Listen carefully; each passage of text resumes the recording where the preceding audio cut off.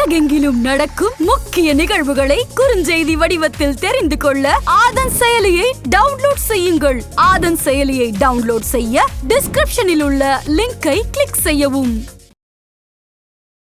குரு பகவான் நல்லவரா கெட்டவரா சார்? ஒரு மனுஷன் இயற்கையிலேயே நல்லவரா இல்ல ஒரு சேர்மானத்துக்காக நல்லவரா இருக்காரா அப்படின்னு பார்த்தோம்னா, இயற்கையிலேயே நல்லவர் அப்படிங்கிறது குரு பகவான். அவருடைய குணமே நல்ல குணம். சரிங்களா? கெடுதல் நினைக்காத ஒரு கிரகம். இந்த குரு பகவான் நம்ம ஜாதகத்துல நல்லா அமைஞ்சாருனாலும் சூப்பரா இருக்கும். நல்ல விஷயங்களை நிறைய செய்யும். அப்படின்னா கெடுதலே செய்யாதையானா செய்யுது. இந்த குரு கிரகம் நம்ம ஜாதகத்துல எப்படி இருக்காரு அப்படின்னு பார்க்கணும். அவர் நல்லவர் தாமா, ஆனா எந்த வீட்டுல இருக்காருங்கிறது முக்கியம் இல்லை. அவர் சூழ்நிலை சரியில்லை வச்சுக்கிடுங்க. ஒரு நல்ல மனுஷனை கொண்டு போய் 4 ரவுடி கடையில் உட்காந்து வச்சிருக்கீங்க. அவர் நல்லது பண்ணணும்னு நினைச்சா முடியுமா? முடியாது இல்லைங்களா? அப்ப அவர் நல்லது நினைப்பாரு. நினைக்கிறதுனாலே அவர் சுபக்கிரகம். அப்ப என்ன ஆகுது? இது அந்த கேதுவோட சேர்றதுனால கேரக்டர் மாறி போகுது. அது ஏன் சார் அந்த 9ஆம் இடத்துக்கும் குருவுக்கும் அப்படி ஒரு கனெக்ஷன்? அந்த 9ஆம் இடம் காலபுருஷனுக்கு 9ஆம் இடத்துக்கு அதிபதி குரு. அப்ப அந்த 9ஆம் இடத்துக்கு அதிபதி உங்க ஜாதகத்துல 9ஆம் இடத்துல காலபுருஷனுக்கு 9ஆம் இடத்து அதிபதி உங்க ஜாதகப்படி உங்க லக்னத்துல 9ஆம் இடத்துல உட்கார்ந்துட்டான்னு வச்சுக்கோங்க. அப்போ அவரு காலபுருஷனுக்கே பாக்கிய அதிபதி. அவரு உட்கார்றாரு, உங்களுக்கு மிகப்பெரிய பாக்கியத்தை கொடுப்பாரு. கலர்ல பாத்தீங்கன்னா மஞ்சள் கலர். அந்த மஞ்சள் வண்ணத்தை பயன்படுத்திட்டோம்னா குருவுடைய அருள் கிடைச்சிடும். சந்தனம் இருக்கு பாத்தீங்களா? சந்தனத்துல 3 சந்தனம் உங்களுக்கு தெரியும். மஞ்சள் கலர்ல சந்தனம் இருக்கு, செஞ்சந்தனம் இருக்குன்னு சொல்றோம்ல. செஞ்சந்தனத்தை பயன்படுத்தணும், குருவுடைய அருள் கிடைச்சிடும். அப்ப அவருக்கு நீங்கள் மஞ்சள் ஆடையை அணிவிச்சு அவரை கும்பிட்டுக்கிட்டு வந்தாலே, வியாழக்கிழமையில கும்பிட்டு வந்தாலே குரு அருள் வந்துடும். இப்ப சனி பகவான் பயிற்சி அடைய போறாரு வச்சுக்கிடுங்களேன். உதாரணமா மார்ச் மாசம் 29ஆம் தேதி சனி பயிற்சி. அப்ப இந்த சனி பகவான் பயிற்சி அடைவதற்கு சில மாசத்துக்கு மேலே அவரும் பலன் காட்டுவார். என்ன ஆகும்? சிலர் காலில் அடி விழும், ஏதாவது உடல்நல பாதிப்பு இருக்கு, சிலர் வேலை போயிருச்சு என்பாங்க. அப்படிலாம் சிலருக்கு அப்படி காட்டும். அப்படி குரு பகவான் பயிற்சி அடைய போறாருன்னா என்ன பண்ணுவாரு? இவர் நல்ல மனிதர் இல்லை, அதனால நல்ல கிரகம் இல்லை. அப்ப என்ன பண்ணிடுவாருன்னா, பயிற்சி அடைகிறதுக்கு முன்னாலே நல்ல செய்தி கொடுக்க ஆரம்பிச்சுவாரு. அந்த 2வது வீட்டுல இருக்கக்கூடிய குரு பகவான் 3ஆம் வீடு மிதுன ராசிக்கு பயிற்சி அடைகிறார். பிசினஸ் துறையில பணப்புழக்கம் கம்மியா இருக்கு பாத்தீங்களா? நிறைய நீங்க பிசினஸ் மேன் இப்ப பாத்தீங்கன்னா, சார் வரியெல்லாம் எங்களுக்கு பெரிய பிரச்சனையா இருக்கு, பணப்புழக்கம் பிரச்சனையா இருக்கும்பாங்க. அந்த பிரச்சனையெல்லாம் தீர்க்க ஆரம்பிச்சுவார். உங்களுக்கு தெரியும், இப்பவே அரசாங்கம் அந்த குரு பயிற்சிக்கு முன்னாலே ஒரு செய்தியை சொல்லிருச்சு.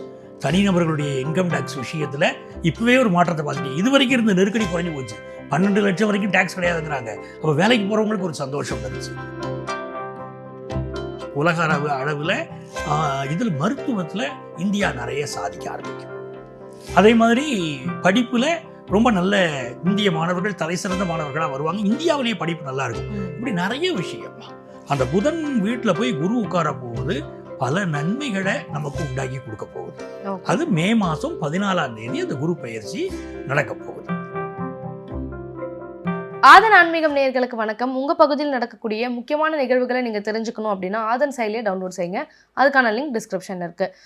வாழ்க்கையில ஜாதகம் எவ்வளோ முக்கியம், ஜாதகம் ஜோதிடம் நம்ம வாழ்க்கையை எந்த நிலைக்கு கொண்டு போகுது, அதை எப்படி நம்ம சரியா பயன்படுத்தணும் அப்படின்னு சொல்லிட்டு பல வருடங்களா நமக்கு ஒரு வழிகாட்டியா இருக்கக்கூடிய நங்கநல்லூர் டாக்டர் பஞ்சநாதன் சார் இணைஞ்சிருக்காங்க. வணக்கம் சார். வணக்கம்மா, நல்லா இருக்கீங்களா? நல்லா இருக்கேன் சார், நீங்க நல்லா இருக்கீங்க? நல்லா இருக்கம்மா. சார், நமக்கு இப்போ நிறைய ஜோதிடம் சம்மந்தமாக, கடவுள் சம்மந்தமாக நீங்கள் ஆதன் ஆன்மீகம் நேயர்களுக்காக சொல்லியிருக்கீங்க. இப்போ குரு பயிற்சி வரப்போகுது. குரு அப்படின்னாலே எல்லாருக்கும் ஒரு சந்தோஷம் வரும்ல சார். ஆனால் அந்த குரு பகவான் கூட ஒரு சில இடங்களில் போனால் கெட்டது செய்வார். ஸோ குரு பகவான் நல்லவரா கெட்டவரா சார்? அருமையான கேள்விம்மா. அதாவது நவக்கிரகங்கள் இருக்குது பார்த்தீங்களா? ஒவ்வொரு கிரகத்துக்கும் ஒரு போர்ட்ஃபோலியோ இருக்குது. இப்போ மந்திரிகள்னு சொல்கிறோம், ஒவ்வொரு துறைக்கு ஒரு மந்திரி இருக்காங்க பார்த்தீங்களா? அப்படி பார்த்தீங்கன்னா நவக்கிரகங்களில் சூரியன் அப்படிங்கிற கிரகம் தான் நம்ம உறவுகளில் அப்பாவை குறிக்குதுமா. சில வீடுகளில் பார்த்தீங்கன்னா அப்பா பையனுக்கு இடையில் உறவு சரி இருக்காது, ஒருத்தரை கட்ட ஒருத்தர் முறைச்சிக்கிடுவாங்க. அவங்க ஜாதகங்களில் பார்த்தீங்கன்னா சூரியன் பாதிக்கப்பட்டிருப்பார், இல்லை சூரியன் சனி சேர்ந்து இருக்கும். இப்படிப்பட்ட அமைப்பு இருக்கும். அரசு துறையில் ஒருத்தர் பெரிய ஆளை வரணும்னா சூரியன் நல்லா இருக்கணும்.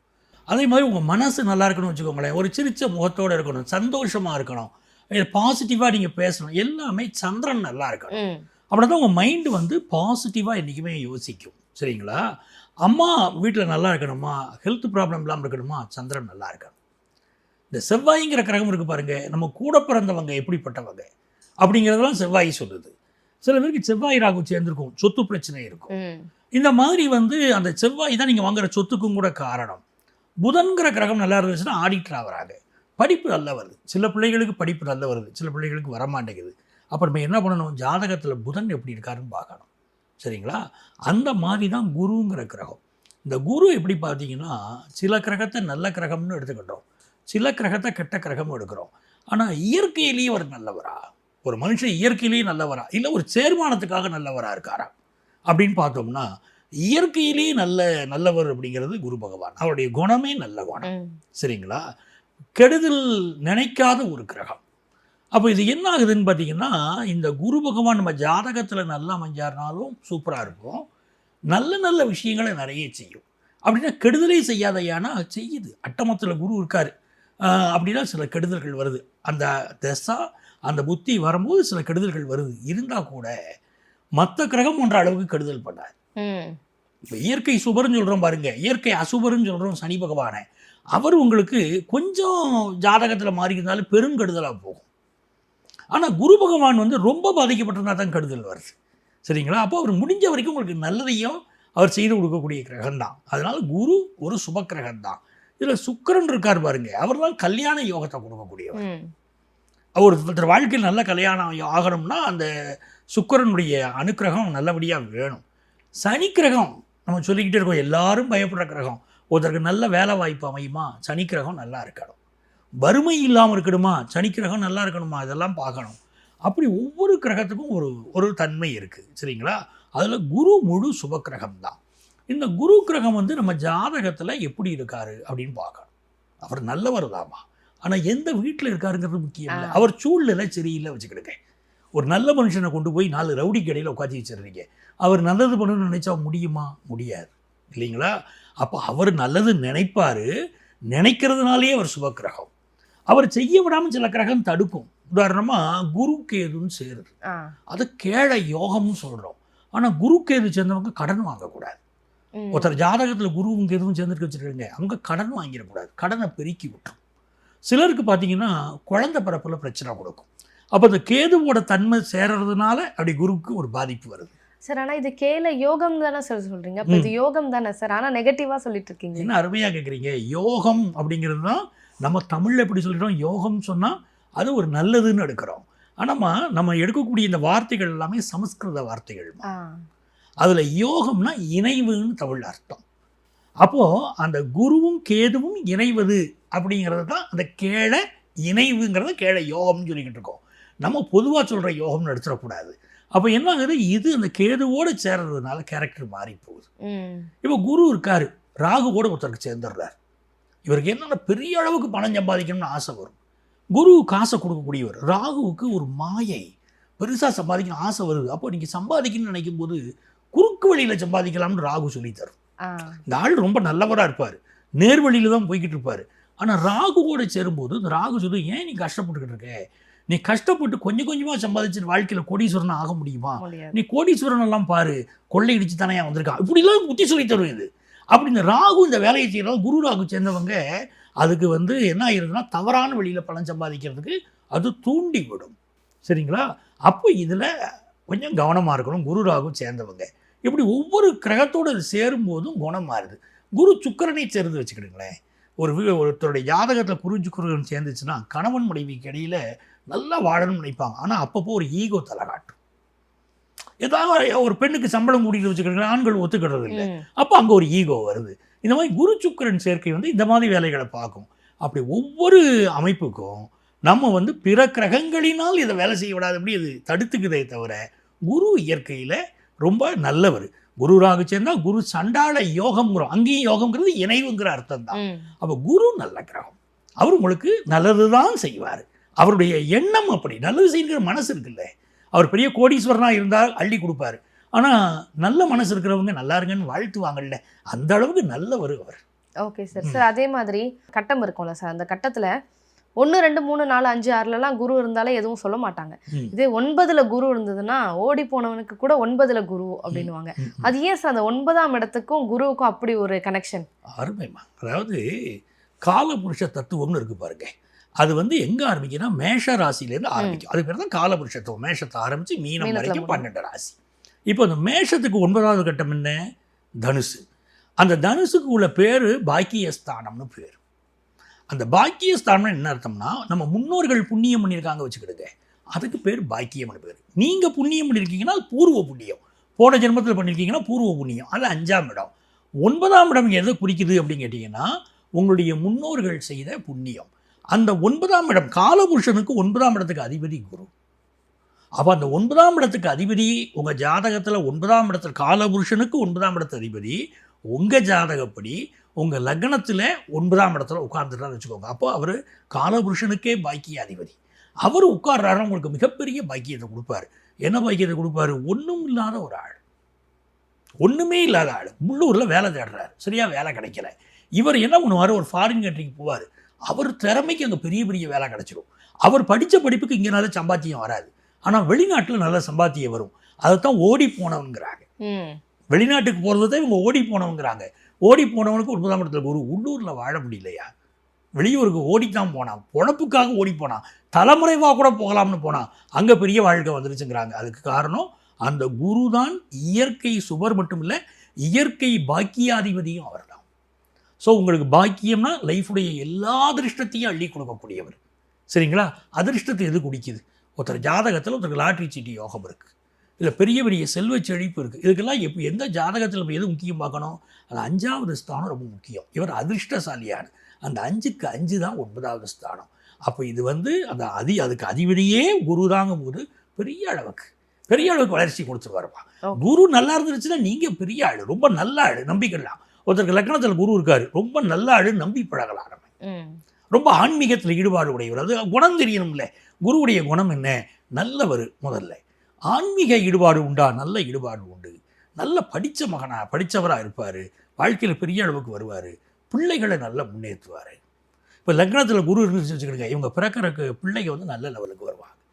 இவங்களுடைய லைஃப் பார்ட்னருக்கு ஒரு ஹெல்த் இஷ்யூ இருந்தாலும் நிவர்த்தி ஆகிடும். ஒரு வாழ்க்கை முழுக்க காசு பஞ்சம் இருக்கார், எப்போவாவது ஒரு பிரச்சனை வந்துச்சா கூட அது நிவர்த்தி ஆகிடும். இப்படிப்பட்ட யோகம். குடும்பத்து முன்னோர்கள் சொத்து கிடைப்பதற்கு பலருக்கு யோகம் வரும். இப்படி நிறைய விஷயங்கள் வந்து அந்த குரு லக்னத்தில் உட்காந்துட்டாலே நன்மையை செய்ய ஆரம்பிச்சுவார். கலரில் பார்த்தீங்கன்னா மஞ்சள் கலர், அந்த மஞ்சள் வண்ணத்தை பயன்படுத்தினோம்னா குருவுடைய அருள் கிடைச்சிடும். சந்தனம் இருக்குது பார்த்தீங்களா? சந்தனத்தில் 3 சந்தனம் உங்களுக்கு தெரியும்.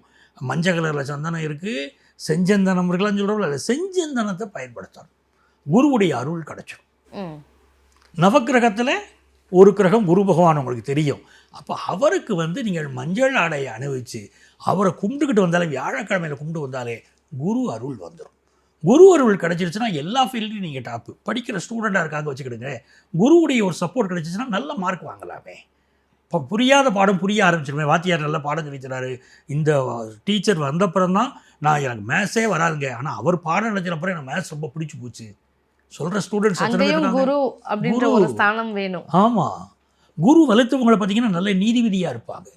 அவங்க நீதிக்கு தீர்ப்பு சொல்லும்போது கூட பார்த்தீங்கன்னா, நீங்கள் போய் அந்த இடத்துல அந்த சேவை பண்ணுங்கள், இந்த இடத்துல நல்லது பண்ணுங்க அப்படின்னு சொல்கிறாங்க பாருங்க. அவங்களுக்கு குரு நல்லா இருக்குது அப்படின்னு அர்த்தம். நீதிபதிகளாக வராங்க, ப்ரொஃபஸர்ஸாக வராங்க, நல்ல டாக்டர்களாக வராங்க. அவங்க எப்படின்னு கேட்டிங்கன்னா கைராசி மருத்துவர்கள்னு பேர் கிடச்சிடும். அப்படி ஒவ்வொரு துறையிலையும் குரு உங்கள் ஜாதகத்தில் இருந்தாச்சுன்னா அந்த துறையில் நீங்கள் பெரிய ஆளாக வந்துடுவீங்க. அப்படிப்பட்ட யோகம் இருக்குது. அதனால தான் நம்ம மக்களுக்கு என்ன ஆகுது, சனி பயிற்சினா ஏதோ சிக்கலை உண்டு பண்ணி விட்டுருவோம், ஆனால் இவன் எப்போங்க வருதுன்னு பயந்துக்கிட்டே கேட்பாங்க. ஆனால் ஜோசியத்துக்கு நம்மள்ட்ட வராங்க பாருங்க, வரும்போது சார் குரு பயிற்சியாமல் சார் அப்படின்னு சந்தோஷமாக சொல்கிறாங்க. அது காரணம் இவர் நல்லதை மட்டுமே நினைப்பார். மற்ற கிரகம் கூட இருந்து கெடுதல் பண்ண வச்சாலும் கூட இவர் பண்ணுறதுல தயங்குவார், நல்லதை மட்டும்தான் அவர் செய்வார். ஓகே சார், அதாவது குரு நல்லா இருக்குது அப்படின்னா வாழ்க்கை எப்படி இருந்தாலும் நல்லா தான் இருக்கும் அப்படின்றதுக்கு ஒரு தெளிவான விளக்கம் சொன்னீங்க. குரு பகவான் பற்றி பொதுவான விஷயங்கள் பார்த்துட்டோம். இப்போ 2025 குரு பயிற்சி நடக்குது. நீங்கள் சொன்ன மாதிரி தான் சார், எல்லாருமே ஒரு சந்தோஷமாக இருக்காங்க. இந்த குரு பயிற்சி, அதாவது குரு பொதுவாகவே நல்லவர், ஆனால் இப்போ பயிற்சி ஆகுறாரு, இடம் விட்டு இடம் மாறுறாரு. இதனால வந்து எல்லாருக்கும் நல்லது தான் நடக்குமா? அதாவதுமா, நவக்கிரகமும் இடம் மாறிக்கிட்டு தான் இருக்கும். சந்திரனுங்கிற கிரகம் 2.25 நாளுக்கு ஒரு தடவை ஒரு ராசியை மாறிடுது. இப்படி ஒவ்வொரு கிரகம் 1 மாதத்துக்கு ஒரு மாறக்கூடியது, 1.5 மாதத்துக்கு ஒரு தடவை மாறக்கூடியது, 1.5 வருஷத்துக்கு ஒரு தடவை மாறக்கூடியது, 2.5 வருஷத்துக்கு ஒரு தடவை மாறக்கூடியது, இப்படி கிரகம் இருக்குது பாருங்க. அதில் குரு பகவான் மட்டும் 1 வருஷத்துக்கு ஒரு தடவை மாறுறாரு. அவர் எப்படி இவர் மாற போகிறாருனாலே மாறுவதற்கு ஒரு 3 மாதத்துக்கு முன்னாலேயே நல்லதெல்லாம் செய்ய ஆரம்பிச்சுருவார். ஓ, இப்போ சனி பகவான் பயிற்சி அடைய போகிறாரு வச்சுக்கிறீங்களேன். உதாரணமாக மார்ச் மாதம் 29ஆம் தேதி சனி பயிற்சி. அப்போ இந்த சனி பகவான் பயிற்சி அடைவதற்கு சில மாதத்துக்கு மேலே அவரும் பலன் காட்டுவார். என்ன ஆகும், சிலர் காலில் அடி விழும், ஏதாவது உடல்நல பாதிப்பு இருக்குது, சிலர் வேலை போயிருச்சேம்பாங்க, அப்படிலாம் சிலருக்கு அது அப்படி காட்டும். அப்படி குரு பகவான் பயிற்சி அடைய போகிறாருன்னா என்ன பண்ணுவார், இவர் நல்ல மனிதர் இல்லை, அதெல்லாம் நல்ல கிரகம் இல்லை. அப்போ என்ன பண்ணிடுவாருன்னா பயிற்சி அடைகிறதுக்கு முன்னாலே நல்ல நல்ல செய்தி கொடுக்க ஆரம்பிச்சுடுவார். உதாரணமாக ஒரு துளாராசிக்காரங்க இருக்காங்க, குரு 9ஆம் இடத்துக்கு போகிறாரு, நீங்கள் கேட்ட மாதிரி 9வது ஸ்தானத்துக்கு போகிறாரு. அவங்க குடும்பத்தில் நல்ல செய்தி வரும். ஒரு சம்பள விஷயத்தில் அடுத்த கட்ட நல்ல செய்தி வந்துடும். அது வந்து ஆஃபீஸில், வீட்டில் பார்த்தீங்கன்னா இன்னொரு குழந்தைக்கு ஒரு யோகம் கொண்டு வந்து கொடுக்கும். அப்புறம் இப்படி வாழ்க்கையில் எந்தெந்த விஷயம் படிச்சுக்கிட்டு இருக்கிற ஸ்டூடெண்ட்ஸுக்கு நல்ல முன்னேற்றம் கொடுக்கும். இப்படி பயிற்சி ஆகிறதுக்கு சில மாதத்துக்கு முன்னாலேருந்தே நல்லது நடக்க போகிற அறிகுறிகள் தெரிய ஆரம்பிச்சிடும். அந்த குரு பகவானுக்கு அப்படி ஒரு தன்மைமா. இவர் என்ன பண்ணுறாரு, 2025 இந்த வருஷத்தில் மே மாதம் 14ஆம் தேதி பயிற்சி அடைகிறார். ரிஷபராசியில் இப்போ இருக்கார். இந்த ரிஷப மனைங்கிறது காலபுருஷ தத்துவத்துடைய 2வது மனை. அந்த 2வது வீட்டில் இருக்கக்கூடிய குரு பகவான் 3ஆம் வீடு மிதுன ராசிக்கு பயிற்சி அடைகிறார். மிதுனங்கிறது எப்படின்னு கேட்டிங்கன்னா புதனுடைய வீடு. புதன்னா பிஸ்னஸ் துறையில் பணப்புழக்கம் கம்மியாக இருக்குது பார்த்தீங்களா. நிறைய நீங்கள் பிஸ்னஸ் மேன் இப்போ பார்த்தீங்கன்னா, சார் வரியெல்லாம் எங்களுக்கு பெரிய பிரச்சனையாக இருக்குது, பணப்புழக்கம் பிரச்சனையாக இருக்கும்பாங்க. அந்த பிரச்சனையெல்லாம் தீர்க்க ஆரம்பிச்சுவார்.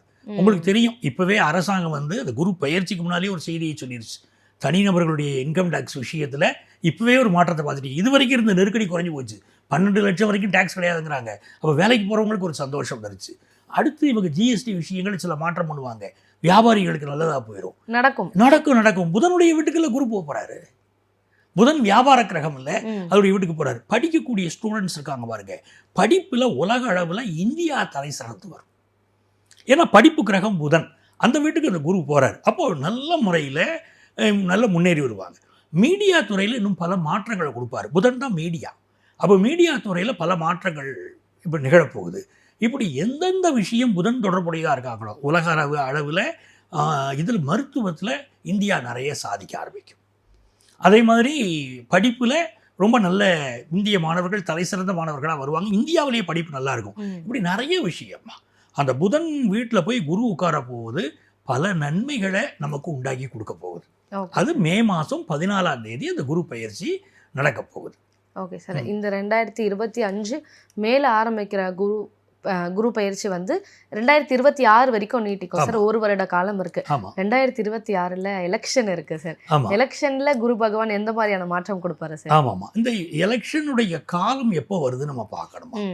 அந்த எலெக்ஷன் காலத்துக்கு உள்ள குரு பகவானுடைய காலத்தில் எலெக்ஷன் நடக்க போகுதா, அதுக்கு அடுத்த காலகட்டத்தில் அது நடக்க போகுதான்னு பார்க்கணும். இந்த குரு பகவான் இப்போ என்ன பண்ணுவார், புதன் வீட்டில் குரு உட்கார்றாரு. அப்போ என்ன ஆகும்னா ஒரு சாமர்த்தியம் இப்போ கூடும்.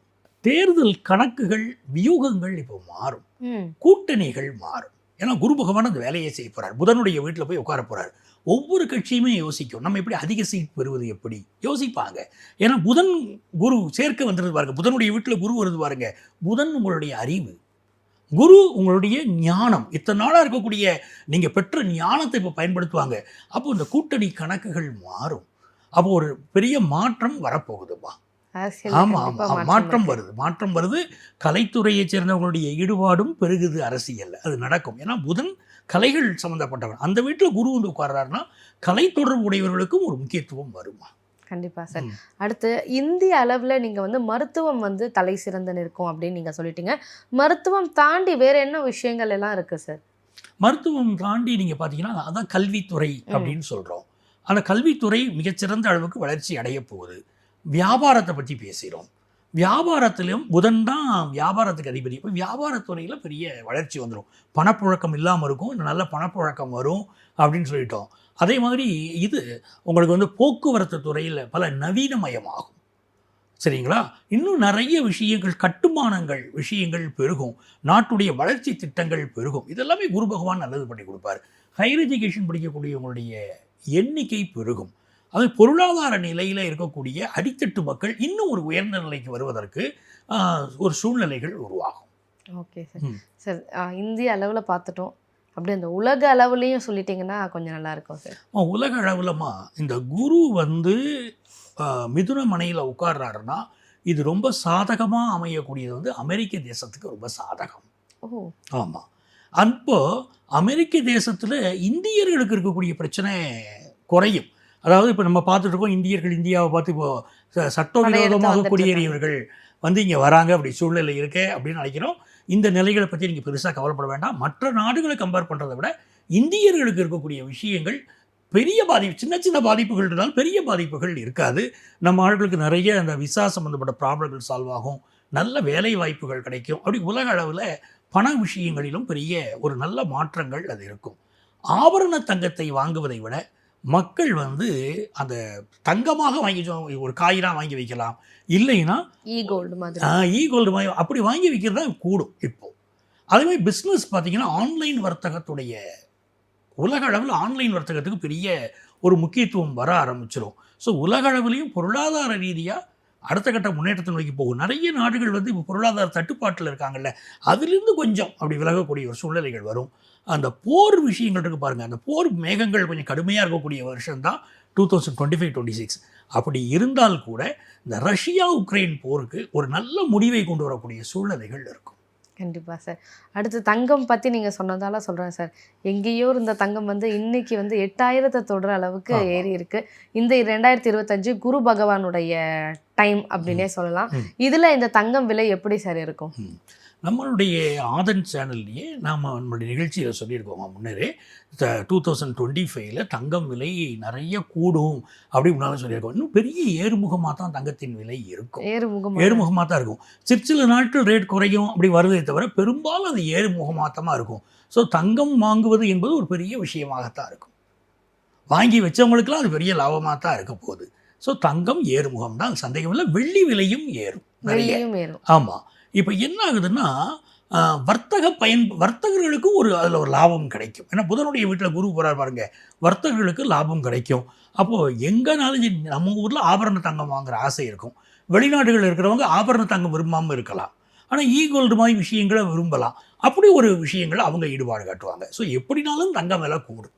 Okay sir. அதே மாதிரி இப்போ தமிழ்நாட்டில் எலெக்ஷன் பற்றி நம்ம பேசிட்டோம். எலெக்ஷன் தாண்டி மற்ற விஷயங்கள் இருக்குது. இப்போ சீனியர் சிட்டிசன்ஸ் இருக்காங்க, நம்மளுடைய தமிழ்நாட்டில் நிறைய லேடிஸ் இருக்காங்க, சீனியர் சிட்டிசன்ஸ் இருக்காங்க. இவங்களுக்கெல்லாம் வந்து இந்த குரு பயிற்சி எப்படி சார் இருக்கும்? சூப்பர்மா. அதாவது சுக்கிரனுடைய வீடு, சுக்கிரன் தான் பெண்களை குறிக்கிற கிரகம்.